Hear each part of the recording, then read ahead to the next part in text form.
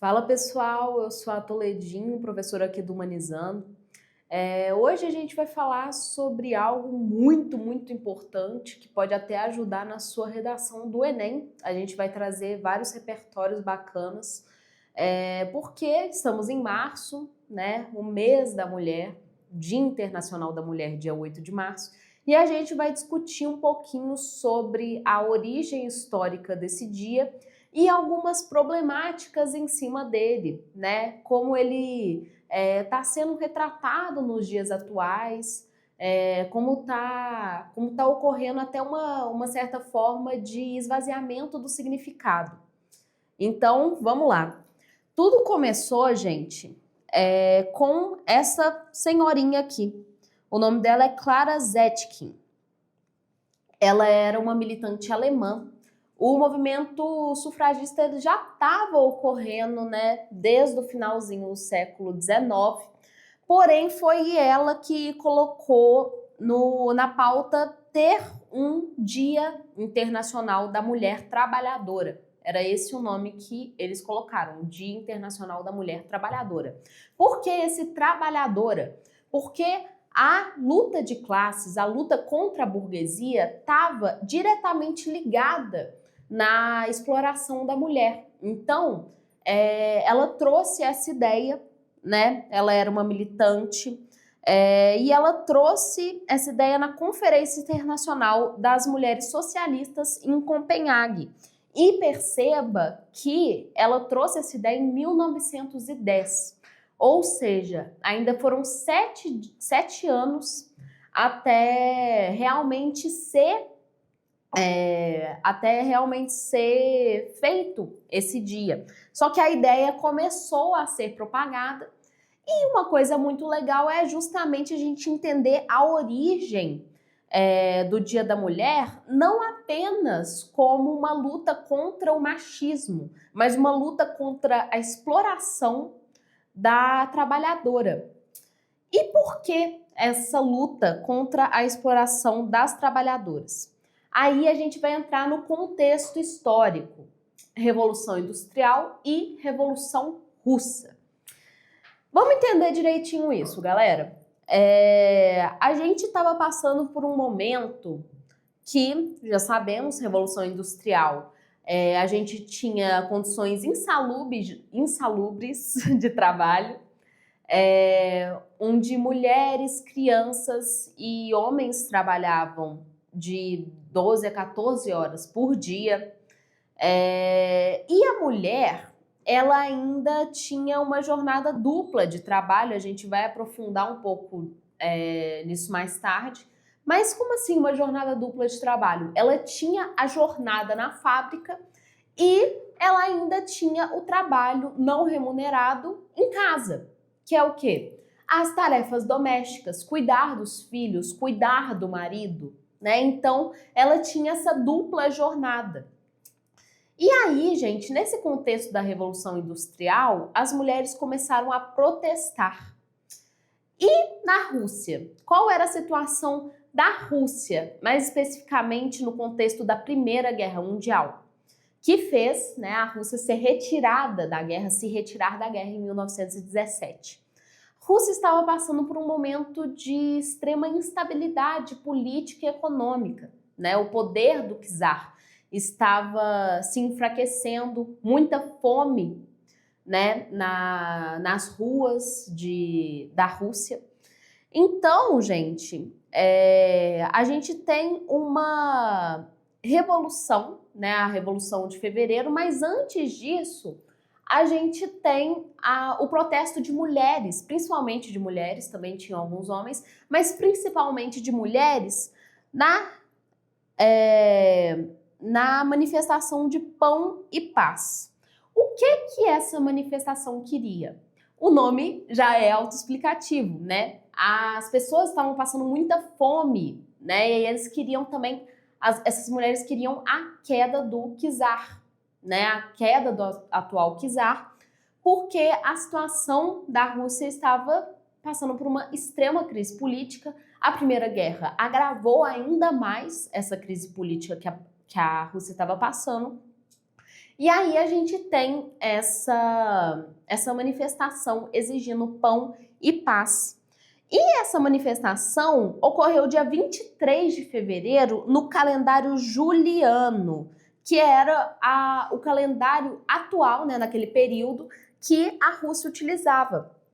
E aí, gente, o calendário juliano convertendo para o gregoriano, o calendário ocidental que a gente utiliza hoje em dia, é dia 8 de março. Então, dia 8 de março de 1917 ficou marcado como essa manifestação e, posteriormente, como o Dia Internacional da Mulher Trabalhadora. Então, percebe que esse dia não é apenas sobre a questão da mulher na sociedade, está intrinsecamente ligado com os problemas sociais da época e com as lutas de classe. Então, dia 8 de março de 1917 foi instaurado o Dia Internacional da Mulher Trabalhadora. E aqui, gente, a gente vai ver um eixo comparativo entre como diferentes formas políticas, né, o capitalismo e o socialismo, enxergavam essas mulheres nesse período do século XX, o turbulento século XX. Né? A gente tem os dois polos que posteriormente vão se formar, originar a Guerra Fria, né, após 1945, que é a União Soviética e os Estados Unidos. E eles tinham uma visão diferente sobre essa ideia da mulher trabalhadora. A gente tem aqui, gente, uma propaganda de 1931, que é, traduzindo aqui, o Dia Internacional da Mulher Trabalhadora é o dia de luta do proletariado. Então, como a gente conversou anteriormente, o Dia da Mulher Trabalhadora, além de ser a condição de mulher, também é a condição da mulher como uma trabalhadora na sociedade, tanto do trabalho doméstico quanto do trabalho fabril. Então, a gente pode ver aqui a mulher sendo retratada como um exemplo de força, né? Aqui ao fundo a gente tem mulheres operando máquinas, mulheres utilizando calça como espada, outra mulher operando máquina, várias mulheres juntas. Então, a gente tem essa visão aqui na URSS, que naquele momento como se fosse uma mulher de fato que merecia o título de uma mulher que era, de certa forma, empoderada, só que não empoderada no individual. Isso é uma coisa muito interessante da gente ver. A União Soviética enxergava a mulher como empoderada no coletivo. Então, tem uma diferença entre o coletivo e o individual. Porque a luta contra o machismo, a luta contra a exploração do trabalhador, ela é algo coletivo, é uma luta coletiva. Então, por que o Dia da Mulher seria sobre uma mulher?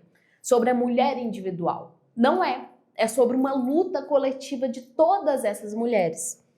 Então, você tratar o Dia da Mulher como se fosse algo coletivo, é sobre a minha mãe, é sobre a minha esposa, é algo que empobrece o discurso na visão do socialismo. Quer dizer que você não pode dar um mimo para sua mulher, um chocolate para sua mulher? Claro que não. Inclusive adoramos.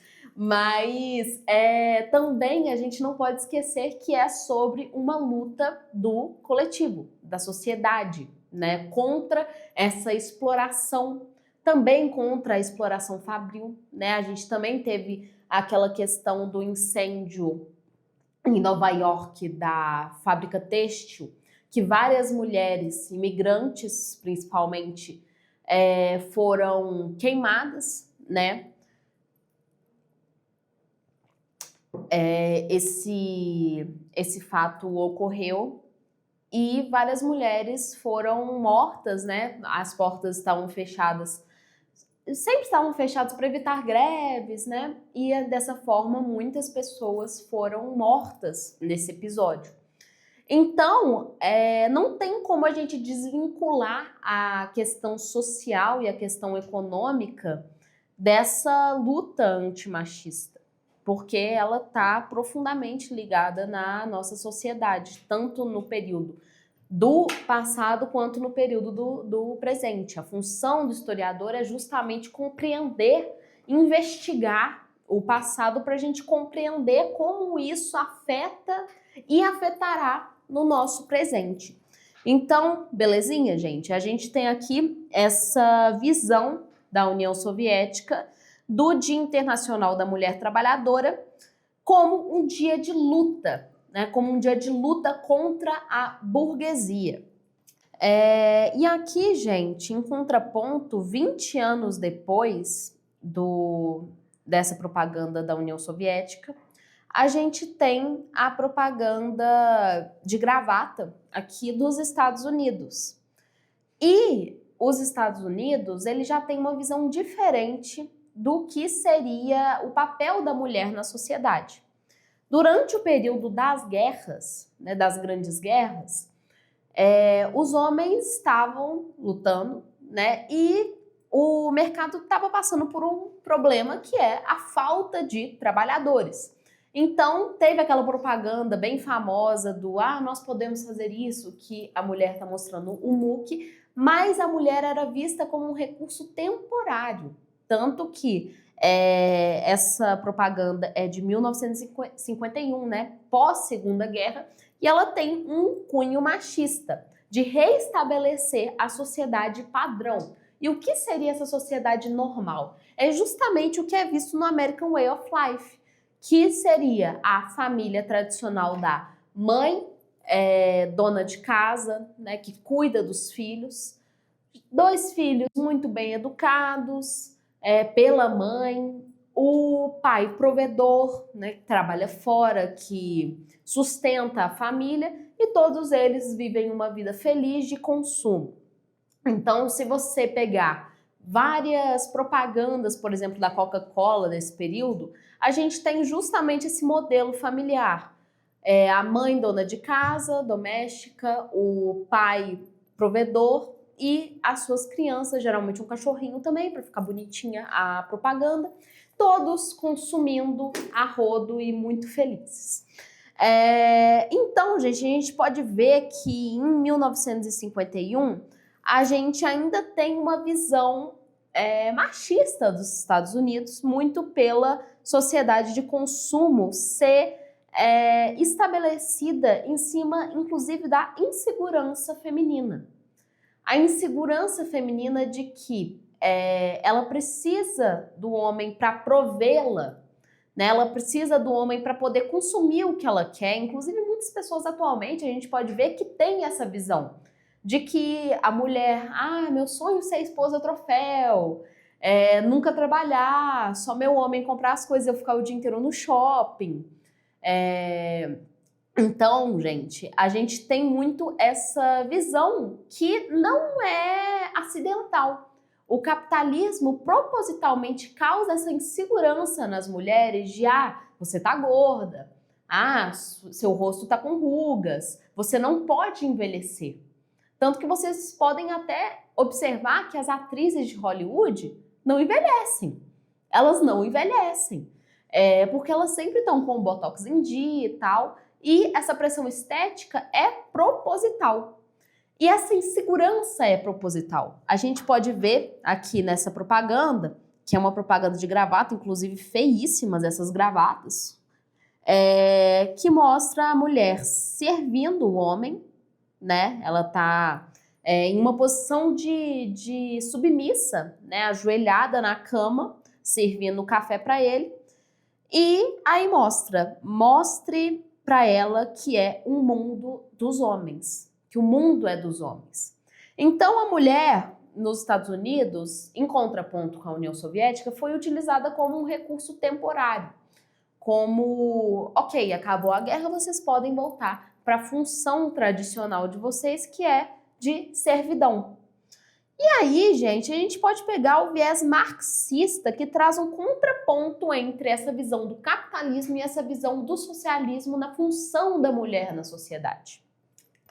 Como a gente já comentou anteriormente, o marxismo traz essa visão da dupla jornada de trabalho, né, que é uma implicação de Marx, né, que ele fala, a mulher, ela já luta em casa, né, ela tem todo um trabalho doméstico volumoso, né, que no momento que o homem descansa depois de uma longa jornada de trabalho que já é insalubre, que já é insustentável, ele pelo menos descansa, enquanto a mulher não. A mulher tem que lavar roupa, passar roupa, ela tem que cuidar das crianças, tem que ajudar as crianças. Então, enquanto o homem descansa, a mulher faz o trabalho invisível, o trabalho que não é feito nas fábricas, e ela é feita de graça. E como esse trabalho do homem é sustentado? Através do trabalho reprodutivo. Como assim? A mulher faz o trabalho que ninguém vê. Ela faz o trabalho gratuito. E com esse trabalho gratuito que os homens, inclusive o patrão, consegue se sustentar. Então é uma relação de cadeia. A mulher trabalha em casa, aí ela fornece condições para que o proletariado consiga trabalhar e, em contraponto, a força de trabalho de ambos vai para o patrão. Percebe como essa relação do machismo está diretamente ligada com a exploração do capital? Pois é. Então aqui a gente tem o contraponto do feminismo liberal e do feminismo marxista, que são as visões diferentes dos Estados Unidos e da União Soviética. Os Estados Unidos, quando fala ser a terra da liberdade, a ideia dele é tratar a liberdade como algo individual, né? Que é a ideia do feminismo liberal. Então é aquela ideia de mulher empreendedora, da mulher que é uma grande advogada ou uma grande banqueira, qualquer profissão que ela chegou ao topo. Mas a implicação do marxismo enquanto essa mulher, essa daqui é a nossa querida, enquanto essa mulher está no topo, a gente tem várias mulheres na base. Para sustentar essa vida desta moça. Então, para uma mulher empoderada que conseguiu conquistar o luxo e agora é dona do próprio negócio, tem várias mulheres, muitas vezes pretas e periféricas, na base.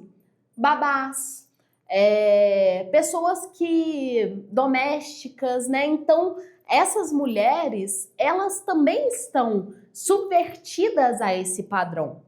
Então, o maior conflito do marxismo em relação ao feminismo liberal, que trata o empoderamento como algo individual, sendo que tem que ser uma luta coletiva. Então, essas mulheres, elas têm que lutar contra o sistema justamente do capital. Porque enquanto uma mulher prospera, 5 mulheres estão na extrema pobreza. Então, isso é uma implicação, né, um questionamento muito interessante que o marxismo traz em relação a esse empoderamento, que é trazido muitas vezes nos Estados Unidos, predominantemente, essa ideia de que a mulher é empoderada e ela é forte e ela consegue fazer tudo sozinha, sendo que não tem como você atribuir no individual uma luta que é coletiva, né? E que afeta mulheres de formas diferentes. Uma mulher negra vai sofrer mais do que uma mulher branca. E uma mulher branca e negra vai sofrer mais do que um homem. E por aí vai. Então, essa luta tem que ser coletiva. É isso que o marxismo traz sobre a luta feminismo. E aqui a gente também tem o contraponto de estética contra a política. Como assim? A estética do Dia da Mulher. A estética de que é um dia apenas para falar, olha, nossas mulheres guerreiras vamos dar flores e chocolates, sendo que nos outros dias mulheres estão sendo mortas pelo feminicídio, né? Tá tendo uma onda muito grande de feminicídio no Brasil. A volta de valores muito conservadores da mulher como provedora, que a mulher não deveria votar, até mulheres mesmo falando que as mulheres não deveriam votar novamente. Então a gente está tendo um regresso conservador muito forte e essa estética não consegue esconder isso. Porque a estética, na teoria, é tudo muito bonito, né? As empresas justamente trazem essa visão mais liberal de que, olha só, nós mulheres vamos colocar tudo rosa na empresa nesse dia da mulher, mas e nos outros dias? Nos outros dias do ano? O que ativamente dá um bombom para sua funcionária muda na situação da mulher no mercado de trabalho? Tá aí um ponto para se pensar. Então, a estética é desvinculada da política, sendo que, na realidade, isso não poderia acontecer se a gente considerar a origem do Dia Internacional da Mulher, que era o Dia Internacional da Mulher Trabalhadora. E quando a gente fala de trabalho, novamente, a gente não fala apenas do trabalho fora de casa, mas também dentro de casa. E a gente tem também, gente, o feminicídio como a lógica da propriedade privada ligada ao corpo. Então, a propriedade privada ligada ao corpo seria: a mulher é propriedade do homem, o corpo da mulher é propriedade do seu marido. Então, se ela se nega a fazer algo, ele tem o direito de violá-la. E isso é uma visão da propriedade privada, justamente, a mulher é minha. Então eu posso fazer o que eu quiser com ela. Então esses casos de feminicídio estão ligados também à luta de classes? Estão. A luta de classe, segundo o marxismo, está ligado com tudo, com todos os tipos de preconceito, inclusive o machismo, que em seu auge traz o feminicídio. Então, quando a gente fala da exploração da mulher, quando a gente fala de feminicídio, a gente fala da exploração no mercado de trabalho, a gente fala da exploração do corpo como uma violação, né? Como se o homem fosse, a mulher fosse propriedade do homem. A gente fala sobre todas essas questões da luta de classes. Então, é muito interessante a gente pegar esse viés marxista em contraponto com o viés liberal dos Estados Unidos, né? Então, aí a gente já pega justamente essa questão da União Soviética contra os Estados Unidos, né? Que é a Guerra Fria. Então, galera, é basicamente isso que eu queria trazer para vocês, uma reflexão mesmo sobre o Dia da Mulher. Essa ideia de que nós temos que lutar constantemente para a manutenção dos nossos direitos e para que os direitos que nós já temos a gente não perca, né? Principalmente nesse regresso conservador que está afetando muito não só o Brasil, mas o mundo. Então é isso que eu queria trazer para vocês, eu espero que tenham gostado.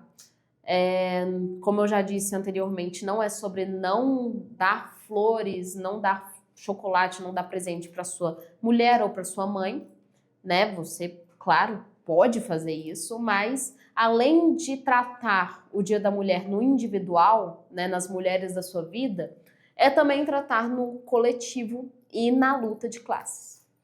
Muito obrigada por assistir até aqui, galera. Espero que vocês tenham gostado. Se vocês gostaram, deixa uma curtida, um comentário, que eu vou querer muito saber o que vocês acharam sobre essa discussão. E até mais!